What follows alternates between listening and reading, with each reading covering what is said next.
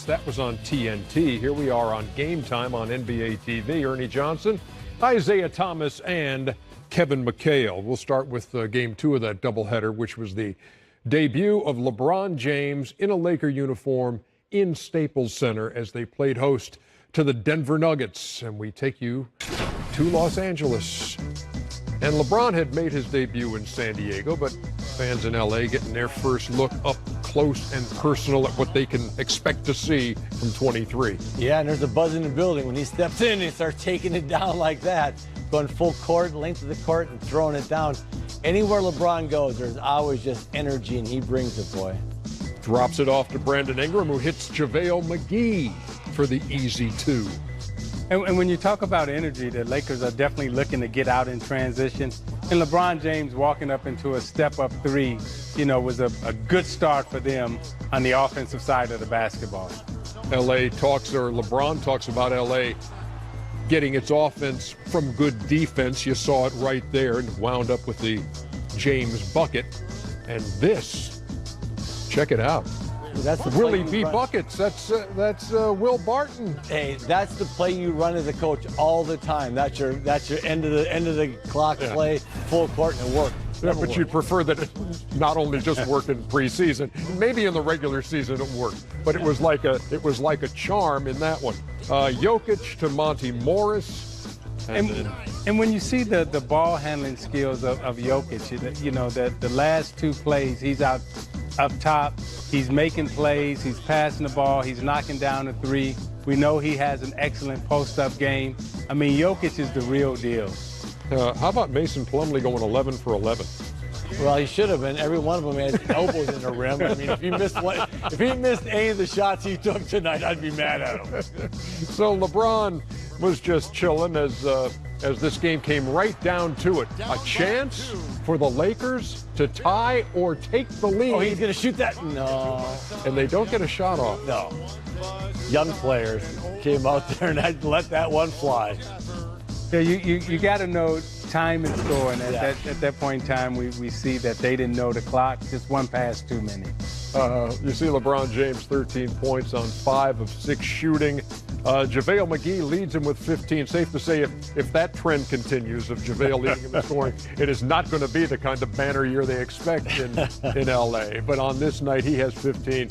Hart has 14. And it's a 113-111 Denver win as the Lakers cannot get the shot off in the last possession. But that's what happens in the preseason, isn't it, Kevin McHale? This is a teaching time and a learning time. Yes, it is. At the end of most games, you have guys out there that none of us know where'd they play, where'd they come from, and they're thrown in these situations, and they make some interesting plays at late games, like not shooting that. But all these young guys have got to learn. It's just the NBA is such a different game with the clock and everything. But I've seen that many times, young guys at the end of tight games not making the proper play. What do you think job 1 is for LeBron James in this setting now?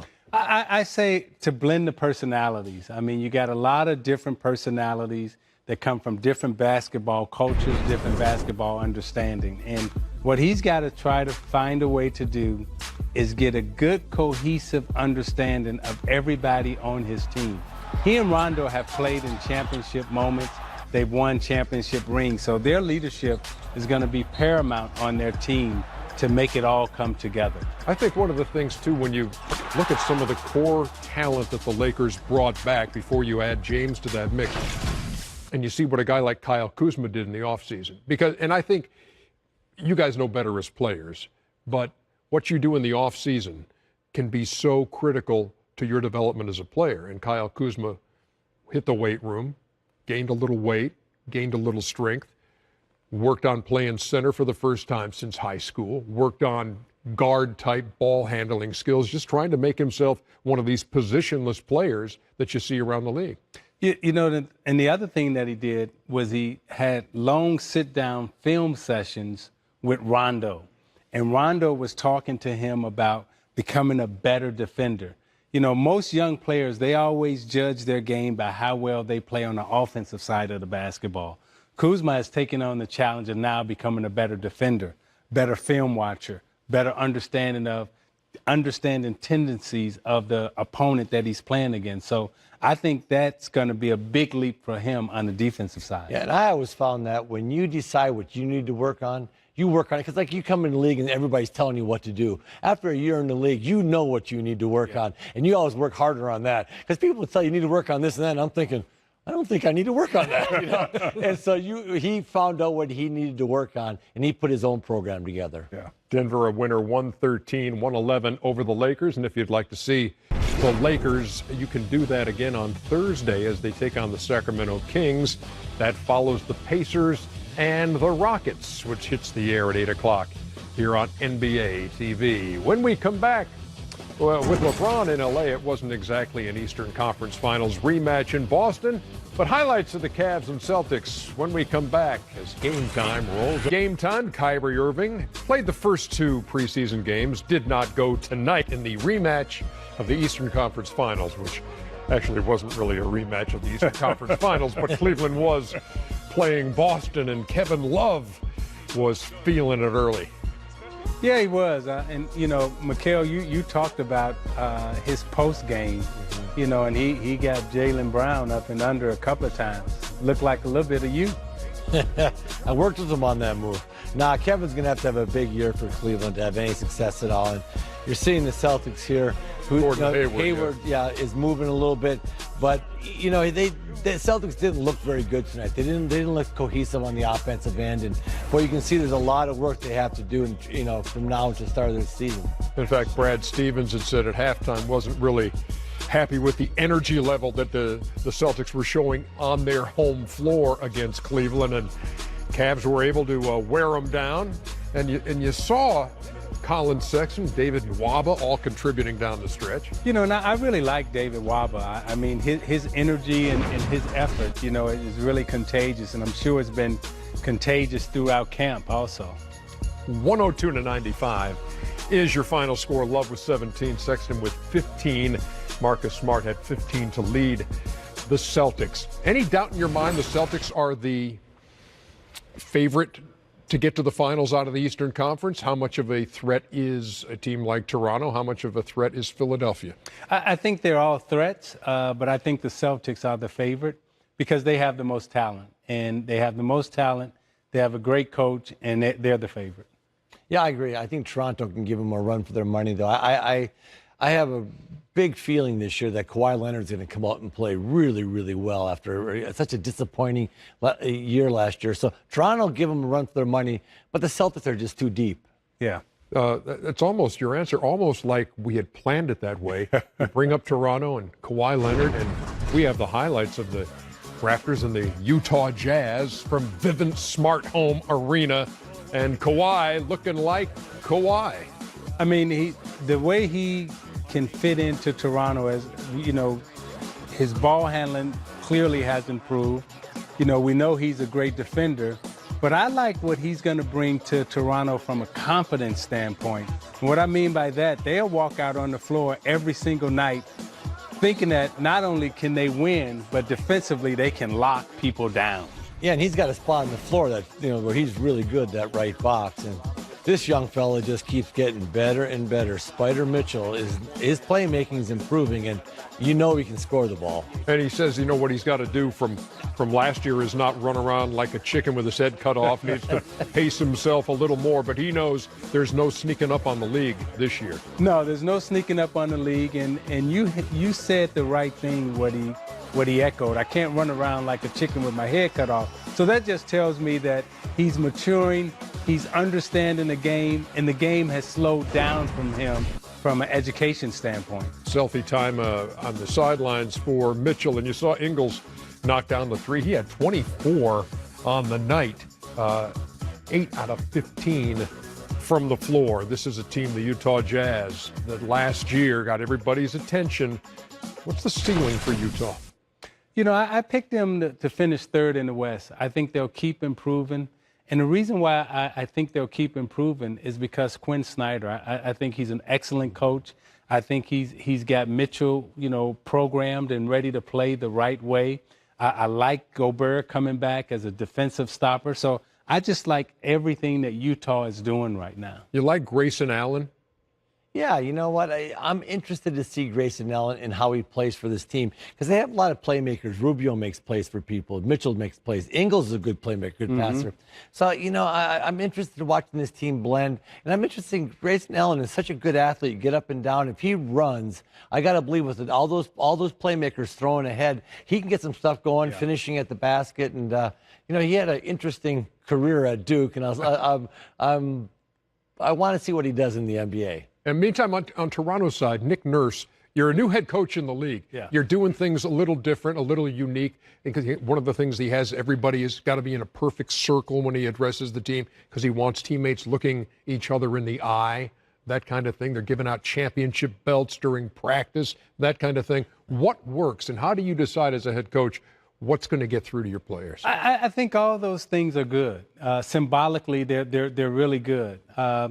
The thing that I worry about is he and Kawhi Leonard's relationship, because Kawhi is coming from, you know, a Hall of Fame coach and Greg Popovich, you know, arguably one of the greatest coaches ever in our league.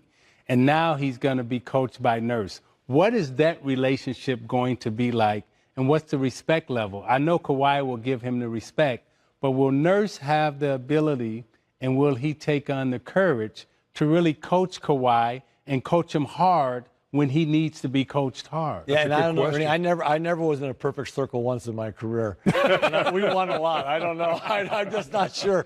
I'm not sure what that means, but I say next time I coach, we're doing perfect circles. I promise you that. We'll see how it turns out for the Raptors this year. When we come back, the highlights from Birmingham. Yes, that's where the Grizzlies and Rockets met on Tuesday night. The Iron City Showdown. Highlights next. First time they played an NBA game in Birmingham, Alabama since 2006 when the Magic played the Hawks. And tonight you had Melo and the Rockets playing their first game against the Memphis Grizzlies. And right away, Carmelo Anthony connecting and all the principal characters getting involved for Houston. I'm interested to see how Chris Paul and Carmelo Anthony are going to, you know, play together. I like what I've seen thus far because this is Carmelo Anthony's kind of offense, right? Throw it to me, I shoot. and throw it to me and I shoot a three. I mean, there's a lot of threes going up in that Houston game. The Rockets put 46 threes in the air in that game. Ooh, big. Nice move. This is big for Memphis if Mike Conley is healthy for a season. It's good to see Conley back healthy. And the guy that I'm really interested, the rookie, is Jaren Jackson. I really like him. I think his upside is really high. And out of this rookie class, he could turn out to be the best player in this rookie class. Chris Paul with the swipe. And there is Michael Carter Williams, who had 19. That's a nice pickup because he's just a basketball player. He'll fit in with Houston because he just makes plays and knows how to play. 131 to 115. Harden had 20. Paul had 22. MCW had his 19. And Houston wins it by 16. Here's what Melo had to say after the game. Things did not go well between Mike D'Antoni and Carmelo Anthony in New York. Why will it work out better in Houston? I think they're not running as much. I think Carmelo never wanted, you know, back then Mike D'Antoni had the 7 seconds or less offense going. Carmelo wasn't interested in 7 seconds or less. I said, now Mike D'Antoni's got the 7 ball screens or more offense. And so you can kind of walk into your offense. They don't, you know, Houston doesn't push the ball. So I think they'll just automatically get along better. He's not always saying run, run, run. And also he's playing with James Harden and Chris Paul. He's going to get a lot of wide open shots. I'm more concerned about Houston on the defensive end. With losing Luke Mabute and Trevor Ariza were 2 really good defenders. Yeah, certainly they got better offensively with Carmelo Anthony. You add to what Houston can do offensively, to a team that was a Chris Paul injury away from knocking off Golden State and going to the finals last year. Is this a better team? It's a better offensive team. But I never thought I would see the day where a guy takes a good shot, a 2-point shot, and then looks at the bench and goes, Coach, my fault. Hold on. And he makes it. No. He makes the shot. He makes the shot. It wasn't a challenge 3. You know, he's wide open 2-point shot. He knocks it down, and then he goes, oh, my bad. I wasn't supposed to take that shot. But this, when you talk about D'Antoni and Carmelo Anthony, the thing that I like about both of them is that they're mature guys.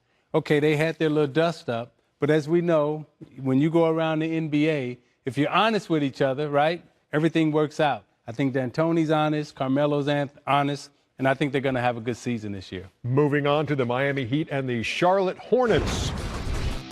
And Derek Jones Jr., former member of the Phoenix Suns, now with the Heat, and he's got some serious springs, as you see right there. And then he's going to take a tumble as he goes up for a rebound here. Ooh. That is a serious tumble. He was taken from the court. X-rays were negative on Derek Jones Jr., but man, I mean to tell you, that was a tumble. Again, X-rays negative. So we go from that to a possible Shaqtin' a Fool episode here with Malik Monk waiting to get in the game. He had his warm-up on and he took it off. And there was just my uniform, my jersey. A matter of a jersey. Those are the like nightmares you had when you were a kid. Like you didn't have any shorts on, you went into the game. Man, that just doesn't happen. Yeah, you rip it away and you got no. Oh man, I got no shorts on. Did that happen? No, but I had nightmares about it, Ernie. You're watching Miles Bridges, by the way, another top drawer rookie. But this is another rookie, Ernie, that I think everybody's excited about because his preseason has been, must-see highlights.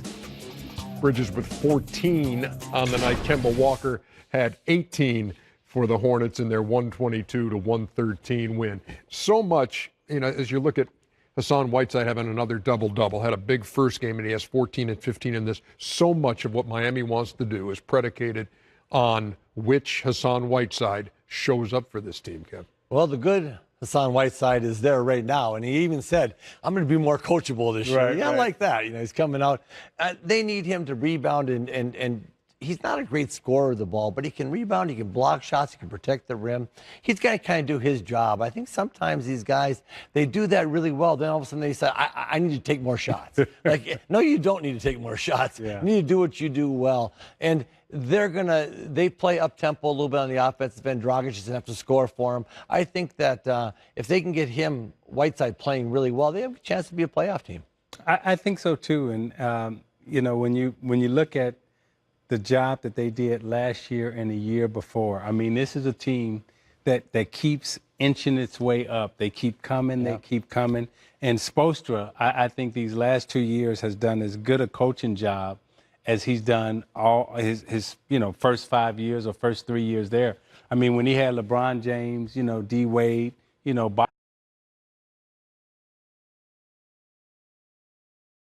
I mean, we've seen what type of coach that Spoelstra is, and he's an excellent coach, and he's getting the most out of his team. And he's got to be pleased with the work ethic on Whiteside. In the offseason, he worked out with Antonio Brown of the Steelers, learned how to use running on the beach as a way to strengthen his leg. What? So he was working out with Antonio Brown. And Andre Drummond and Greg Monroe. The one who wants the football a little bit more? Yeah. So we may see the bad Whiteside who wants the ball a little bit more. But he's going to be in better shape. But he's going to be in better shape. They worked on the attitude on the beach, too. We're going to come back here and wrap things up here on Game Time in just a sec. We welcome you back. NBA TV preseason games on Wednesday. Bulls and Bucks, Wolves and Clippers starting at 8 o'clock. Hey, I want to send our best to Lisa Borders, who is stepping down as the president of the WNBA. I had a chance to moderate a panel she was on at CES last year. One of the most impressive business people I've ever met in my life. She did a great job with the WNBA for 3 seasons. Now going to be the president and CEO of Time's Up, which helps women in the workplace have a safe, fair, dignified workplace and work opportunities, and she's going to be fantastic at that. And she'll be missed in the WNBA. I mean, over the last 3 years, she did a fantastic job in terms of elevating the league. Time now for At the Buzzer.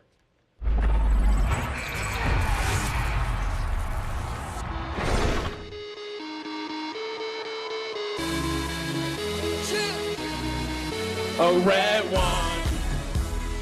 Oh, gaga. Yeah, Kevin, would you like to? Is this the rookie moment? This is the rookie. This is the rookie talent show for the Pacers. Alize Johnson, "Just Dance" by Lady Gaga, complete with the cat in the hat motif. You couldn't get me to do that. I don't care who the veterans were. You could not have got me to do that. I would fight everybody on the team before I put that hat on. I'm telling you right now. You're not going further What's your than fun the with the dance and the song? I was just staring at it. Ernie, I was mesmerized by what is he doing? Oh my.